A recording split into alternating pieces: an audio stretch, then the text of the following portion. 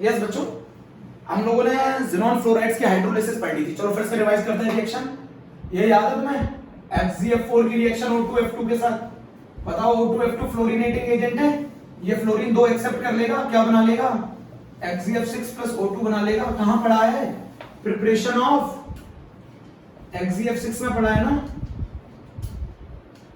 बोलो। अच्छा ये बताओ, बहुत आसान, मैंने हाइड्रोलिसिस सिखाई थी, बताओ बहुत आसान। हाइड्रोलिसिस ऑफ ज़ीनॉन फ्लोराइड्स, बच्चों बताओ, मैंने हाइड्रोलिसिस ऑफ ज़ीनॉन फ्लोराइड्स बताया था, बोलो बच्चों, मैंने हाइड्रोलिसिस ऑफ ज़ीनॉन फ्लोराइड बताया था। क्या ट्रिक बताई थी जरा बताओ। अगर मैं XgF6 को 3 वाटर मॉलिक्यूल से रिएक्ट करा दूं तो बताओ 6 हाइड्रोजन की क्या लेके निकल जाएंगे? 6 फ्लोरीन को। बचा कौन? Xg बचा और 3 ऑक्सीजन बचे, XgO3 बचा, याद रहा, बोलो जल्दी से। अच्छा अब जरा मुझे बताओ, XgF2 कर दिया मैंने, बताओ मैंने कितने गुना फ्लोरीन कम कर दिया? 3 गुना। 3 गुना अगर मैं फ्लोरीन कम कर दूंगा तो 3 गुना ऑक्सीजन कम हो जाएगा। 3 गुना ऑक्सीजन कम हो गया तो ज़ीनॉन बनेगा। तो अगर मैं XgF2 की हाइड्रोलिसिस कर दूं तो ज़ीनॉन बनेगा प्लस O2 बनेगा प्लस HF बनेगा। बोलो बच्चों, ज़ीनॉन बनेगा प्लस O2 बनेगा प्लस HF बनेगा। कितने HF बनेंगे जल्दी बता दो? 2 HF बनेगा। अच्छा अगर मैं XgF4 की हाइड्रोलिसिस कर दूं, XgF4 की हाइड्रोलिसिस कर दूं, जरा बताओ बच्चों, XgF4 की अगर मैं हाइड्रोलिसिस कर दूं, मैंने बताया था दोनों के प्रोडक्ट जोड़ के लिख दो। दोनों में क्या है? Xg है, XgO3 है, प्लस HF है, प्लस O2 है। ये आंसर होगा बच्चों। ये रिएक्शन बहुत बहुत इंपॉर्टेंट है, ये रिएक्शन बहुत बहुत ज्यादा इंपॉर्टेंट है ना। बोलो बच्चों, यहां पर उसकी ऑक्सीडेशन स्टेट +6, ये +6, नॉट अ रेडॉक्स। बच्चों ये रिएक्शन की बात कर रहा हूं, ये रेडॉक्स रिएक्शन है, ये एक डिसप्रपोर्शनेशन रिएक्शन है। कैसे डिसप्रपोर्शनेशन है? यहाँ ऑक्सीडेशन स्टेट +4 है, यहाँ 0 है, यहाँ +6 है, +4 से 0, +4 से +6, ऑक्सीडेशन भी हो रहा है, रिडक्शन भी हो रहा है। ये क्वेश्चन जी ने पूछा था, अब फिर से मैंने आपको दोबारा रिवाइज करा दिया है। नोट किया? नोट किया बच्चों? बहुत अच्छे से नोट किया? रफ कर दूं? ठीक।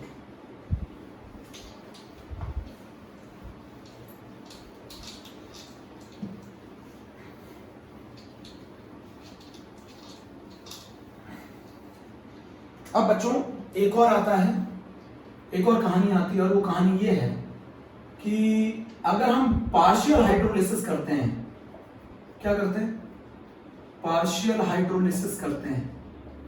किसकी करते हैं पार्शियल हाइड्रोलिसिस? XgF6 की। पार्शियल का मतलब है सारे फ्लोरीन नहीं हटाने, सारे फ्लोरीन को ऑक्सीजन से रिप्लेस नहीं करना। आप खुद बोलेंगे answer only XgF6 plus 2H2, जरा जल्दी से बता दो मुझे, XgF6 प्लस 2H2। और अगर मैं XgF6 को 3H2O के साथ रिएक्ट करा दूं तो ये कंप्लीट हाइड्रोलिसिस में आती है। ये बच्चों कंप्लीट में आती है, कंप्लीट हाइड्रोलिसिस है। जरा ट्रिक सीखते हैं। यहाँ कितने ऑक्सीजन, हाइड्रोजन है 2, यहाँ कितने फ्लोरीन है 6, तो क्या ले जाएगा? 2HF निकाल ले जाएगा। अब बचा क्या क्या? Xg बचा, F4 बचा और एक ऑक्सीजन बचा, XgOF4 बना लेगा। मैंने बोला था ज़ीनॉन ऑक्सी फ्लोराइड बनाएगा। ज़ीनॉन ऑक्सी फ्लोराइड कहते हैं ज़ीनॉन ऑक्सीजन और फ्लोरीन के कंपाउंड्स को। यहाँ कितने हाइड्रोजन है? 4, 4 हाइड्रोजन 4 HF निकाल ले जाएगा, 4 हाइड्रोजन 4 HF निकाल ले जाएगा, 4 हाइड्रोजन 4 HF निकाल ले जाएगा, 4 हाइड्रोजन 4 HF निकाल ले जाएगा, 4 हाइड्रोजन 4 HF निकाल ले जाएगा, 4 हाइड्रोजन 4 HF निकाल ले जाएगा। बोलो बचा क्या? XgO2F2 बचा क्या? XgO2F2। अच्छा ये बताओ, 6 हाइड्रोजन 6 HF निकाल ले जाएंगे, बचा क्या? XgO3। ठीक है, याद रहेंगी आपको हाइड्रोलिसिस। तो हाइड्रोलिसिस खत्म हो गई, ज़ीनॉन फ्लोराइड्स की प्रिपरेशन खत्म हो गई बच्चों। ज़ीनॉन फ्लोराइड की प्रिपरेशन खत्म हो गई, ज़ीनॉन फ्लोराइड की प्रिपरेशन खत्म हो गई बच्चों। अब जरा मेरी बात सुनो, ज़ीनॉन फ्लोराइड बच्चों, xenon fluoride, xenon fluoride fluoride acceptor के साथ भी रिएक्शन करते हैं और कैटायनिक स्पीशीज बनाते हैं। फ्लोराइड एक्सेप्टर के साथ रिएक्शन करते हैं, कैटायनिक स्पीशीज बनाते हैं। इसकी भी ट्रिक सिखा रहा हूं। ज़ीनॉन फ्लोराइड फ्लोराइड डोनर के साथ रिएक्शन करते हैं, जो फ्लोराइड डोनर के साथ रिएक्शन करते हैं तो एनायनिक स्पीसीज बनाते हैं। जिनोन फ्लोराइड एक्सेप्टर के साथ रिएक्शन करते हैं तो कैटायनिक स्पीसीज बनाते हैं। मैं आपको एग्जांपल से समझाऊंगा, ट्रिक है ये भी बच्चों ट्रिक है। ट्रिक क्या है? अगर मैं XeF2 की रिएक्शन PF5 के साथ कराऊं, अब आपको नहीं मालूम, मान लो अगर आपको नहीं मालूम कि ये फ्लोराइड एक्सेप्टर है कि फ्लोराइड डोनर है, तो समझो वैसे एनसीईआरटी बोलती है ये फ्लोराइड एक्सेप्टर है। ये फ्लोराइड एक्सेप्ट करेगा किससे? जिनोन फ्लोराइड से। फ्लोराइड एक्सेप्टर है, लुईस एसिड भी है। अब जरा मेरी बात सुनो, तरीका सुनो। इसमें फास्फोरस के ऊपर चार्ज +5, इसमें जिनोन के ऊपर चार्ज +2। जिस पे ज्यादा चार्ज है वो फ्लोराइड ले लेगा, जिस पे कम चार्ज है वो फ्लोराइड दे देगा। बड़ा आसान है।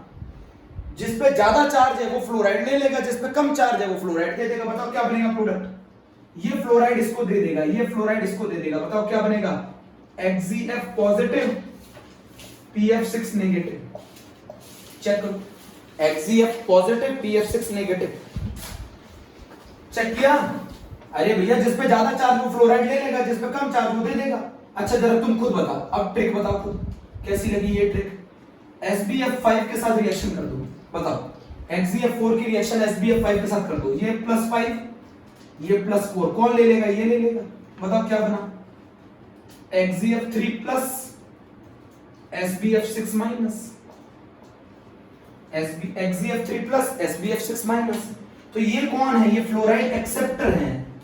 ये फ्लोराइड एक्सेप्टर है,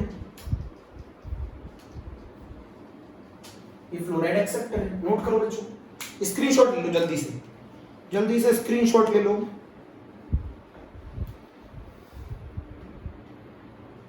fluoride ion acceptor, fluoride ion donor.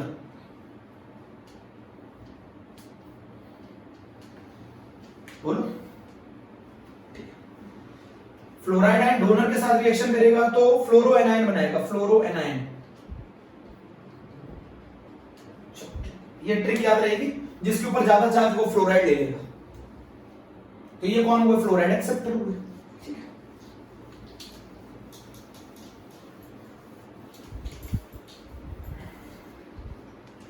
अब बच्चों मेरी एक बात सुनना बहुत ध्यान से, सुनो।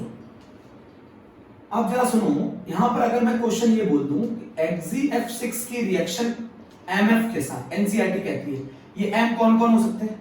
सोडियम हो सकता है, रुबिडियम हो सकता है, सीजियम हो सकता है, पोटेशियम हो सकता है, एक्सेट्रा। ठीक है, सोडियम, रुबिडियम, सीजियम, पोटेशियम। बताओ किसके ऊपर ज्यादा चार्ज है? इसके ऊपर +1 चार्ज है, इसके ऊपर +6 चार्ज है, ये ले लेगा। तो बताओ क्या बनेगा? जल्दी बता दो जल्दी से। M प्लस XeF7 माइनस, इन्हीं को बोलेंगे फ्लोरो एनायन। चलो आप नहीं आया समझ में। मान लो अगर मैंने आपको दे दिया caesium fluoride plus XeF6, paper में आ गया, बताओ क्या होगा? इस पे +6 चार्ज, ये फ्लोराइड ले लेगा। क्या बन जाएगा? Caesium plus XeF7 minus. अच्छा ये बताओ अगर मैं दे दूं NaF प्लस XeF6, बताओ क्या बनेगा? Na plus XeF7 minus. अच्छा दूसरा तरीका, एक और चीज बताता हूं। लेने की टेंडेंसी, फ्लोराइड आयन लेने की टेंडेंसी सबसे ज्यादा किसकी होती है? नॉन मेटल की। फिर किसकी होती है? इनर्ट गैसेस की, जिनोन की। फिर किसकी होती है? मेटल की। ऐसे भी याद रख सकते हो। तो फ्लोराइड लेने की सबसे ज्यादा टेंडेंसी किसकी होती है? नॉन मेटल की। तो फास्फोरस नॉन मेटल है, एंटीमनी नॉन मेटल है। फिर किसकी होती है? जिनोन की। फिर किसकी होती है? मेटल की। तो अगर मेटल और जिनोन में आ जाएगा तो कौन ले लेगा? जिनोन। और जिनोन और नॉन मेटल आ जाएगा तो कौन ले लेगा? Non metal. ऐसे भी कर सकते हो। ये भी ट्रिक है, ये भी ट्रिक है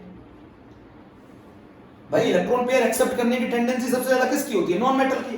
सेकंड नंबर पे इनर्ट गैसेस की, थर्ड नंबर पे मेटल की। तो अगर मैं आपको नॉन मेटल और जिनोन दे दूं तो बताओ कौन ले लेगा? फ्लोराइड, नॉन मेटल ले लेगा। और जिनोन और मेटल दे दूं तो जिनोन ले लेगा। बस खत्म। ये रिएक्शन भी आप कर सकते हो। ये बोर्ड में बहुत ज्यादा पूछी जाती हैं। वेरी वेरी इंपॉर्टेंट है बच्चों, बहुत बहुत ज्यादा इंपॉर्टेंट है, very very important.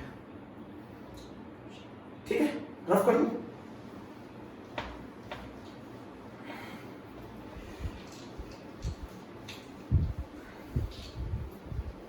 Shape structures पर आ गए हम। ज़ेनॉन के फ्लोराइड्स के स्ट्रक्चर पे आ गए हैं बच्चों, स्ट्रक्चर पे आ गए हैं। सबसे पहले स्ट्रक्चर पे, चलो पहले एक ट्रिक्स सीख लो। अगर वैलेंस इलेक्ट्रॉन, सभी वैलेंस इलेक्ट्रॉन का सम 2 से ज्यादा, वैलेंस इलेक्ट्रॉन का सम 2 से ज्यादा और 8 या 8 से 8 इलेक्ट्रॉन या 8 से 8 इलेक्ट्रॉन या फिर 8 से कम, तो उस केस में आप किससे डिवाइड करोगे? 2 से। 8 इलेक्ट्रॉन से ज्यादा है ना, 8 इलेक्ट्रॉन से ज्यादा और 56 से कम वैलेंस इलेक्ट्रॉन, तो डिवाइडेड बाय 8 है ना। और अगर 56 से ऊपर, 56 से ऊपर तो डिवाइडेड बाय 18। ये रूल याद रख सकते हो। हाइब्रिडाइजेशन के लिए बता रहा हूं, अगर 2 से ज्यादा वैलेंस इलेक्ट्रॉन है, 8 और 8 से कम हो तो हम डिवाइड करेंगे 2 से। 8 से ज्यादा वैलेंस इलेक्ट्रॉन हो, 56 के बराबर हो तो डिवाइड करेंगे 8 से, और 56 से ऊपर हो तो डिवाइड करेंगे 18 से। बहुत आसान होता है। जैसे मान लो, अब मैं आपको बताता हूं सबसे पहले XeF2 लिख लिया आपने, पहले ये रूल लिख लो, आप ये लिख लो पहले। अरे टोटल वैलेंस इलेक्ट्रॉन निकाल लो, टोटल वैलेंस इलेक्ट्रॉन निकाल लो,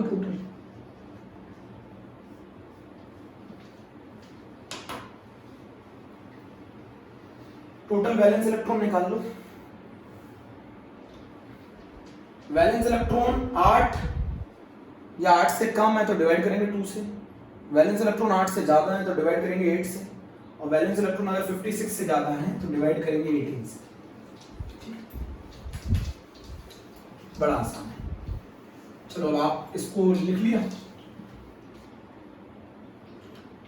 अब सबसे पहले केस आता है XeF2, ठीक है।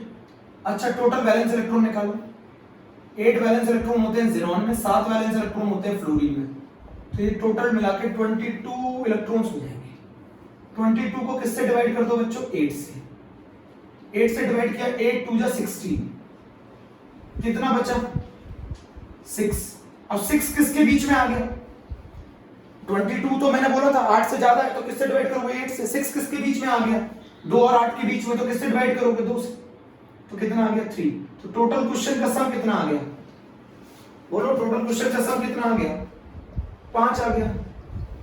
5 आ गया ना। तो बच्चों जब शुरुआत में डिवाइड करते हो टोटल वैलेंस इलेक्ट्रॉन को, तो जो ये चीज आती है ये बॉन्ड पेयर होते हैं, और ये जो चीज आती है ये लोन पेयर होते हैं। जो रिमाइंडर बचता है उसको जब तुम डिवाइड करते हो तो जो चीज आती है वो लोन पेयर होती है। बोलो, वो लोन पेयर होती है। ऐसे भी कर सकते हो, ऐसे भी कर सकते हो। 8 से डिवाइड किया 6 आया 6, 2 से डिवाइड किया 3। अब एक और तरीका है, सभी क्वेश्चन का सम कर लो। सभी क्वेश्चन का सम कर लिया, 2 + 3 5 आ गया। सभी क्वेश्चन का सम कर लिया 5। माइनस कर दो अटैच एटम, माइनस कर दो अटैच एटम, तो भी लोन पेयर आ जाता है। 5 माइनस अटैच एटम कितने हैं? 2 3।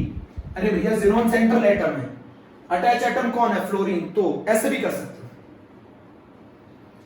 ऐसे भी कर सकते हो टोटल क्वेश्चन में से। वैसे ऐसा नहीं होता, एक तरीका और है कि अगर आप शुरुआत में जो डिवाइड करोगे तो वो जो कहलाएगा वो कहलाएंगे bond pair.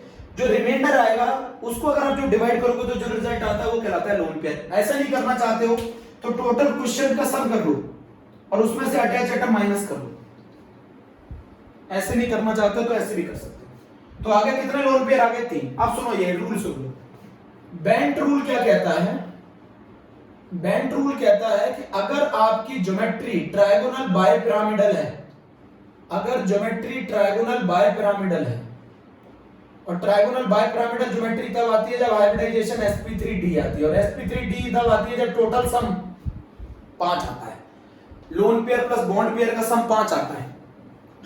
Trigonal bipyramidal geometry में अगर लोन पेयर आएंगे तो वो ऑलवेज इक्वेटोरियल पोजीशन पे होंगे। सीधी सी बात है, लोन पेयर आपस में रिपल्शन करेंगे, रिपल्शन करेंगे तो एनर्जी बढ़ेगी, एनर्जी बढ़ेगी तो स्टेबिलिटी घटेगी, तो उनको दूर रखना पड़ेगा। दूर कितने डिग्री पर रखे जा सकते हैं? 120 डिग्री पर। एक रीजन तो ये है। बेंट रूल बोलता है ट्रायगोनल बायपिरामिडल ज्योमेट्री में अगर लोन पेयर आएंगे तो वो ऑलवेज इक्वेटोरियल पोजीशन पे होंगे। तो XeF2 के रिजल्ट कितना आ रहा है? 5 रिजल्ट का मतलब हाइब्रिडाइजेशन sp3d sp3d के अंदर 2 बॉन्ड पेयर, कितने लोन पेयर? 3 lone pair. ये कहानी आ रही है। 3 लोन पेयर ऑलवेज किस पोजीशन पे होंगे? इक्वेटोरियल पोजीशन पे होंगे। मैंने आपको रूल बताया है, बोलो lone pair plus bond pair का सम कर दो तो वो भी हाइब्रिडाइजेशन बताते हैं। ये भी तरीका अच्छा है, रफ कर दो। तो XeF2 की ज्योमेट्री क्या होनी चाहिए बच्चों? ज्योमेट्री होती है इंक्लूडेड लोन पेयर, ज्योमेट्री होती है इंक्लूडेड लोन पेयर। ऐसे इंक्लूडेड लोन पेयर ज्योमेट्री होती है 1 loan pair, 2 lone pair, 3 lone pair, ये रहा फ्लोरीन, ये रहा फ्लोरीन। तो ये वाली जो ज्योमेट्री है इसको ही बोला जाता है। ये ज्योमेट्री कौन सी है? ज्योमेट्री कौन सी है? ज्योमेट्री विद लोन पेयर होती है। ज्योमेट्री विद लोन पेयर होती है trigonal bipyramidal. Geometry with lone pair होती है। अब लोन पेयर को हटा दूं, लोन पेयर को काट दूं, शेप का मतलब होता है लोन पेयर देखना ही नहीं है, देखना ही नहीं है लोन पेयर। शेप का मतलब होता है लोन पेयर देखना ही नहीं है। तो लोन पेयर जब देखोगे नहीं तो शेप कैसी आ रही है? लीनियर। आप ऐसे कॉपी मत करना, ये समझाने के लिए है, ये समझाने के लिए। इसको छुपा दो, इसको हटा दो, बताओ कैसी शेप आ रही है? लीनियर। अरे ज्योमेट्री लोन पेयर के साथ देखी जाती है, तो trigonal bipyramidal. Lone pair की वजह से शेप बिगड़ती है बच्चों, ज्योमेट्री नहीं बिगड़ती, ज्योमेट्री तो वही रहती है। तो sp3d हाइब्रिडाइजेशन होगी तो ज्योमेट्री तो ऑलवेज ट्रायगोनल बाय पिरामिडल होगी, शेप लीनियर होगी, शेप लीनियर होगी। अब रीजन क्या है? The 3 lone pair occupy the 3 lone pair occupy the equatorial position to minimize the repulsion,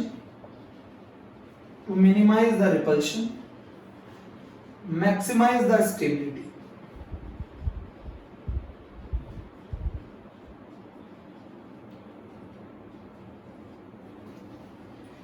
The 3 lone pair occupy the equatorial position to minimize the repulsion and maximize the stability according to the VSEPR theory. According to the VSEPR theory. तो जब shape देखनी हो तो lone pair को मत देखना, और जब शेप नहीं देखनी हो, ज्योमेट्री देखनी हो तो विद लोन पेयर देखना। समझ गए? नहीं समझे? शेप देखनी हो तो लोन पेयर नहीं देखने हैं, और ज्योमेट्री देखनी है तो विद लोन पेयर देखनी है। ठीक है, बताओ 3 lone pair, 2 bond pair, hybridisation sp3d, geometry is trigonal bipyramidal, the shape is linear, the 3 lone pair occupy the equatorial position to minimize the repulsion and maximize the stability. सुन रहे बच्चों? तो कभी भी ट्रायगोनल बाय पिरामिडल ज्योमेट्री आ जाए तो उसके अंदर जो लोन पेयर होंगे वो ऑलवेज इक्वेटोरियल पोजीशन पर प्रेजेंट होंगे, ऑलवेज इक्वेटोरियल पोजीशन पे होंगे। बेंट रूल कहता है, और एक और कहता है बेंट रूल की more electronegative atom always axial position पे होगा। पहले बेंट रूल तो समझ लो, ऑलवेज एक्सियल पोजीशन पे होगा। अभी समझा रहा हूं। Lone pair trigonal bipyramidal, मतलब ट्रायगोनल बाय पिरामिडल कब आती है? जब हाइब्रिडाइजेशन sp3d होती है। हाइब्रिडाइजेशन अगर sp3d होती है तो ट्रायगोनल बाय पिरामिडल ज्योमेट्री होती है, तो lone pair always equatorial position पे आएगा, और जो मोर इलेक्ट्रोनेगेटिव एटम है वो ऑलवेज एक्सियल पोजीशन पे होगा। नहीं समझे?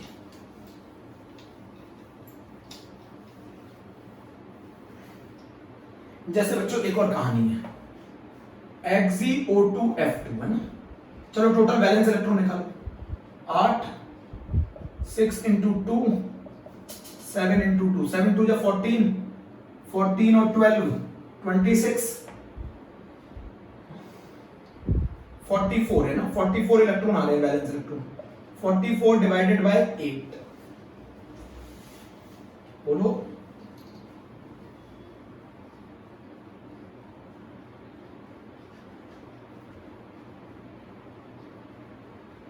थर्टी 34 आ रहे हैं बच्चों, तुमने तो गलत कर दिया।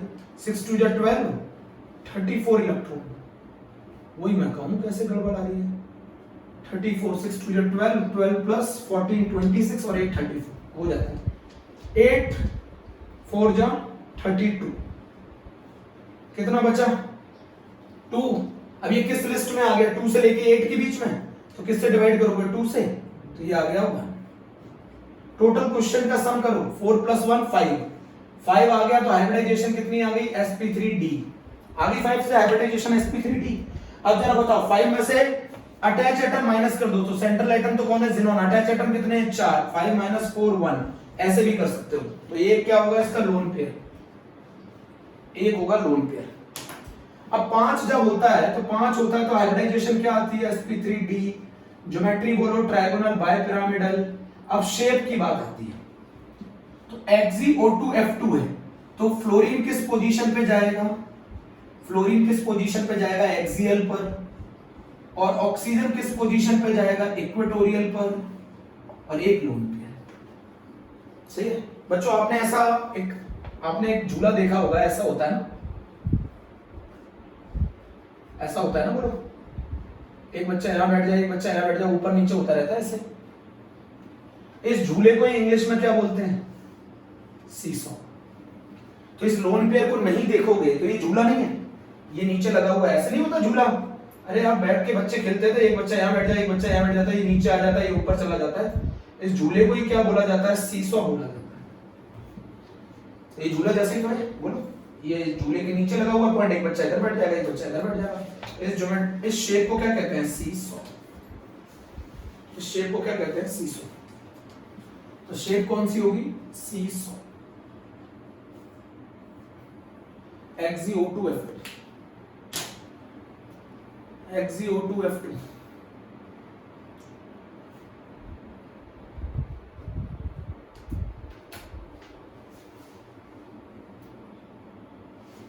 बच्चों XeO2F2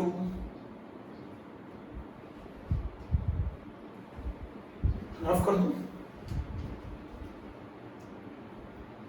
जितने पाई बॉन्ड होंगे वो सब डी पाई पी पाई होंगे, जितने भी पाई बॉन्ड होंगे बच्चों वो सारे डी पाई पी पाई होंगे। sp3 हाइब्रिडाइजेशन होने के बाद जितने भी sp3 के बाद sp3 हाइब्रिडाइजेशन या उसके बाद जितने भी पाई बॉन्ड होते हैं सब वो डी पाई पी पाई बॉन्ड होते हैं। अरे एक तरीका तो मैंने ये बताया कि रिमाइंडर को आप डिवाइड जब करोगे तो जो बचेगा, रिमाइंडर जो भी आए उसको आप 2 से डिवाइड कर दो, रिमाइंडर जो भी आए तो जो बचेगा, जो डिवाइड करने के बाद जो भी रिजल्ट आएगा वही लोन पेयर होते हैं। ये नहीं कर पाते हो तो टोटल क्वेश्चन का सम कर लो, उसमें से अटैच एटम माइनस कर लो।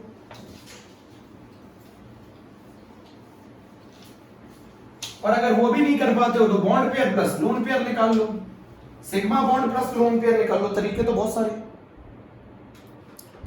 तो 2 के केसेस हो गए, जरा बताओ XeF2 हो गया, तो XeF2 में हाइब्रिडाइजेशन क्या आ रही है, sp3d आ रही है, शेप क्या आ रही है, लीनियर आ रही है। बच्चों लोन पेयर से आपको मेरी बात समझनी है, ज्योमेट्री पे कोई फर्क नहीं पड़ता। XeO2F2 हाइब्रिडाइजेशन sp3d आ रही है, शेप जो आ रही है वो सीसॉ आ रही है। ज्योमेट्री दोनों के केसेस में कैसी है, ज्योमेट्री दोनों के केसेस में कैसी है, TBP ट्रायंगल बायपिरामिड। XeF2 बना लोगे, lone pair always at equatorial position. क्यों बताओ, more electronegative atom at axial position. Angle कितना होता है इन दोनों के बीच में 120, रिपल्शन कम होगा। XeF2 की शेप लीनियर आती है। XeO2 की और electronegative atom at axial position, shape का नाम सीसॉ। सीसॉ देखा नहीं, झूला पार्क में लगा होता है, ये बच्चा इधर बैठ जाता है, ऊपर नीचे ऊपर नीचे।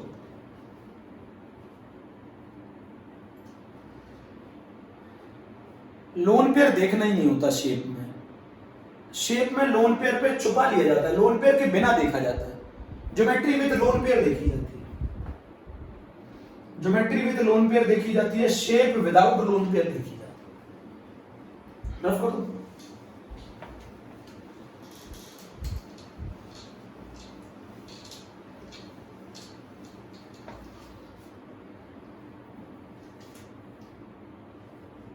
XeF4 जरा बताओ, जिनोन के 8 वैलेंस इलेक्ट्रॉन, फ्लोरीन 7 इंटू 4 28, 28 और 8 36, 36 डिवाइडेड बाय 8,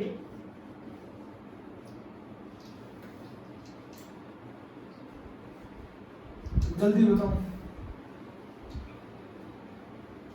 8 4 जो 32, 4 रिमाइंडर डिवाइड करोगे इससे 2 से, 2 2 lone pair, 4 bond pair, total result 6, hybridisation sp3d2, sp3d2, sp3d2 जब भी होगी ज्योमेट्री क्या होगी, ऑक्टाहेड्रल। अब बच्चों का देखो, XeF4 1 fluorine, 2 fluorine, 3 fluorine, 4 fluorine, ये रहा एक लोन पेयर, एक ये रहा लोन पेयर, एक लोन पेयर, एक लोन पेयर। आपने पढ़ा होगा इसका डायपोल मोमेंट 0 होता है, इसकी वजह से मोमेंट इधर, इसकी वजह से मोमेंट इधर, इसकी वजह से मोमेंट इधर, इसकी वजह से मोमेंट इधर, इसकी वजह से मोमेंट इधर, इसकी वजह से मोमेंट इधर। ये इसको कैंसिल करेगा, ये इसको कैंसिल करेगा, ये इसको कैंसिल करेगा, इसका डायपोल मोमेंट नेट 0 आएगा। मैंने क्या बोला, लोन पेयर को हटा दो तो ये क्या दिखेगा, लोन पेयर हटा दो तो बताओ क्या बनेगा, लोन पेयर को हटा दोगे तो 4 फ्लोरीन एक प्लेन में आ गए ना, स्क्वायर बन गया ना। अरे लोन पेयर के बिना देखा करो शेप, तो शेप क्या होगी बताओ, स्क्वायर प्लेनर हो गई ना। और ज्योमेट्री विथ लोन पेयर देखा करो तो ज्योमेट्री क्या हो गई, स्क्वायर ज्योमेट्री हो गई ऑक्टाहेड्रल।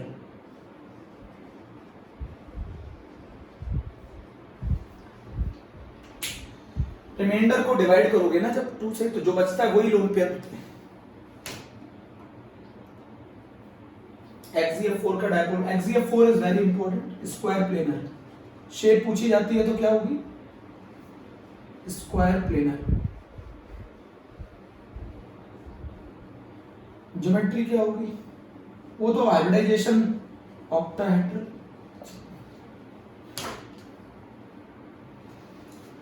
रफ कर दो,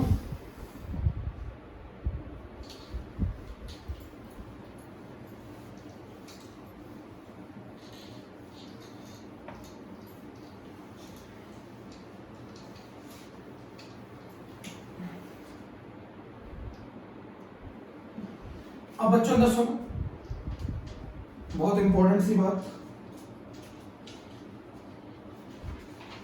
अब जो बात आ रही है वो आ रही है XeOF4 की, जरा बताओ। 8 वैलेंस इलेक्ट्रॉन, 6 वैलेंस इलेक्ट्रॉन और 28, 7 4 जा 28, 28 और 6 34, 34 और 8 42 इलेक्ट्रॉन। 42 किससे डिवाइड करोगे, 8 से, 5 का 40, रिमाइंडर कितना बचा 2, 2 को किससे डिवाइड करोगे, 2 से, 1, 5 और 1 6, 5 और 1 6, 6 मतलब हाइब्रिडाइजेशन sp3d2, ठीक है। 1 क्या है, लोन पेयर, 5 क्या है, बॉन्ड पेयर, ठीक है। 5 बॉन्ड पेयर 1 लोन पेयर है ना, hybridisation sp3d2। Geometry octahedral, shape square pyramidal, shape square pyramidal. Check करें, Xe 4 फ्लोरीन एक प्लेन में लगा दो, बड़ा आसान होता है। 4 फ्लोरीन एक प्लेन में लगा दिए, एक ऊपर पिरामिड बना दो, बन गया एक पिरामिड ऊपर, भी नीचे एक लोन पेयर लगा दो। तो लोन पेयर को छिपा कर देखो तो ये 4 प्लेन में, एक पिरामिड ऊपर, तो स्क्वायर पिरामिड है। और लोन पेयर के साथ देखो तो ऑक्टाहेड्रल। XeOF4 बहुत ज्यादा पूछा जाता है, क्या क्या शेप है इसकी, स्क्वायर पिरामिडल। ज्योमेट्री क्या है, ये विदाउट लोन पेयर देखी जाती है शेप, लोन पेयर के साथ देखी जाती है क्या, ज्योमेट्री। ज्योमेट्री पे कोई फर्क नहीं पड़ता, लोन पेयर हो ना हो, शेप पर फर्क पड़ता है, ठीक है। रफ कर दूं, XeOF4 भी हो गया,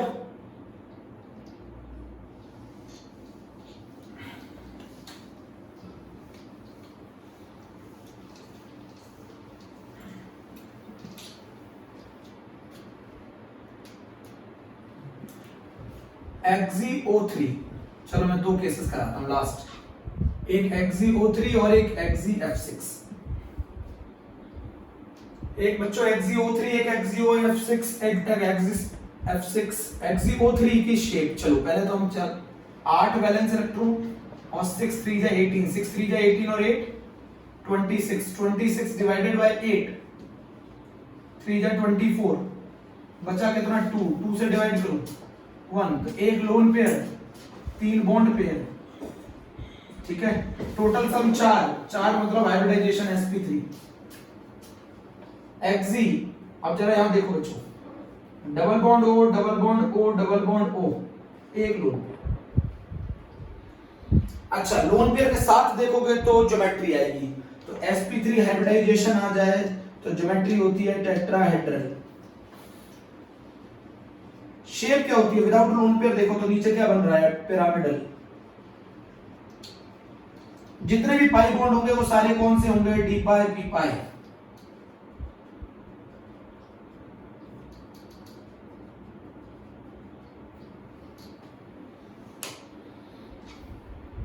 एक्सप्लोसिव होता है नेचर में बच्चों, ये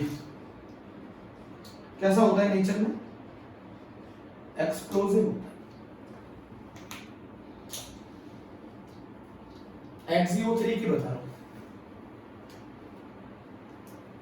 आप बॉन्ड पेयर क्या ना कह के सिग्मा बॉन्ड भी कह सकते हैं।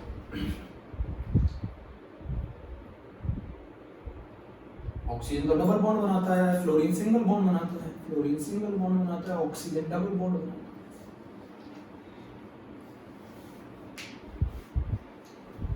लास्ट केस पर आ गए हैं और वो है XeF6।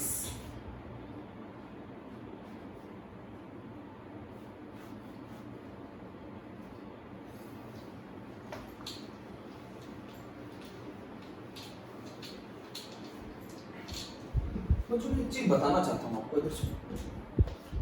देखो, अगर मैं आपको बोलूं XeF2, अगर मैं आपको बोलूं XeF4, मैं आपको बोलूं XeO2F2, मैं आपको बोलूं XeOF4 और मैं आपको बोलूं XeO3, तो सबसे पहले geometry TBP, hybridization sp3d, hybridization sp3d2, geometry octahedral, hybridization sp3d, TBP, trigonal bipyramidal, hybridization sp3d2, octahedral, hybridization sp3 tetrahedral. Shape की बात करो, shape linear, square planar, XeO2F2 seesaw, XeF4 square pyramidal और XeO3 pyramidal.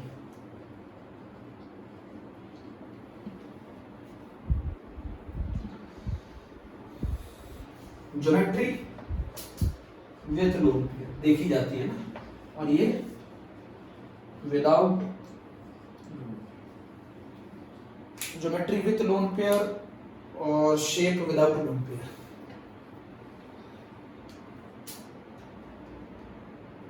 कर लेंगे, screenshot ले लो, screenshot ले लो।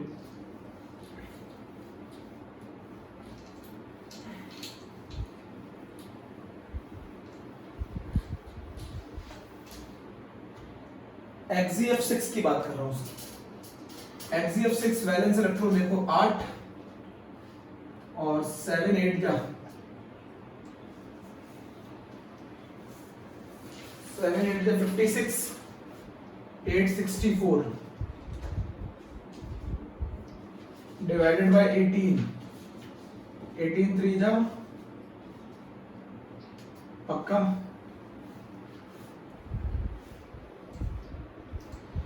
7 into sorry 7 6 जा 42 और 8 50, 7 वैलेंस इलेक्ट्रॉन 7 6 जा 42 और 8 50, सॉरी बच्चों ह्यूमन एरर है, 50 को डिवाइड कर दो अगर 8 से तो 6 जा 48, 2 से डिवाइड कर दो 1, 6 + 1 7, 7 मतलब हाइब्रिडाइजेशन sp3d3, एक लोन पेयर।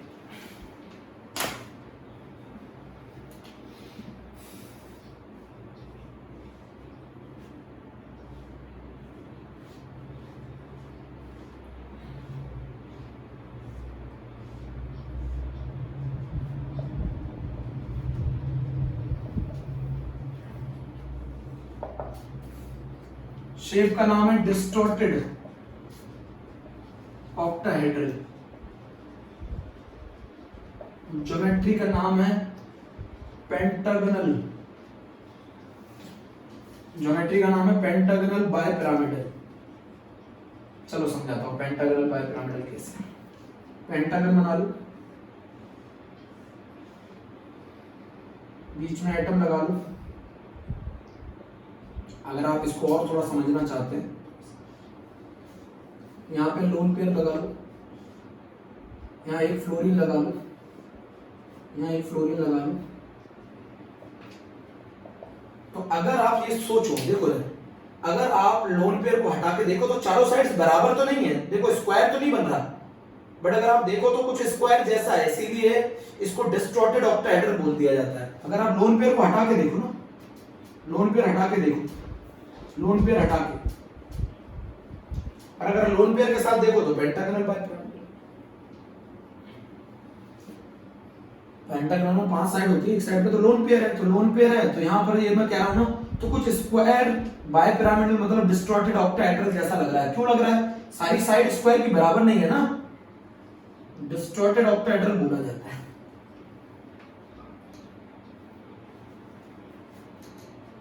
डिस्टॉर्टेड ऑक्टाहेड्रल बोला जाता है। ओके बच्चों, यहाँ पे ज़ेनॉन फैमिली बच्चों खत्म, ज़ेनॉन फैमिली खत्म। यहाँ पर बच्चों ज़ेनॉन फैमिली खत्म। टोटल वैलेंस इलेक्ट्रॉन का सम करो, अगर 56 से नीचे है तो 8 से डिवाइड कर दो, 56 से ऊपर है तो 18 से डिवाइड कर दो, 8 से नीचे है तो 2 से डिवाइड कर दो। इनका टोटल सम कर लो, ये आपको बताएगा हाइब्रिडाइजेशन। रिमाइंडर को डिवाइड करने पे जो चीज आती है वो लोन पेयर कहलाती है। ओके, थैंक यू बच्चों।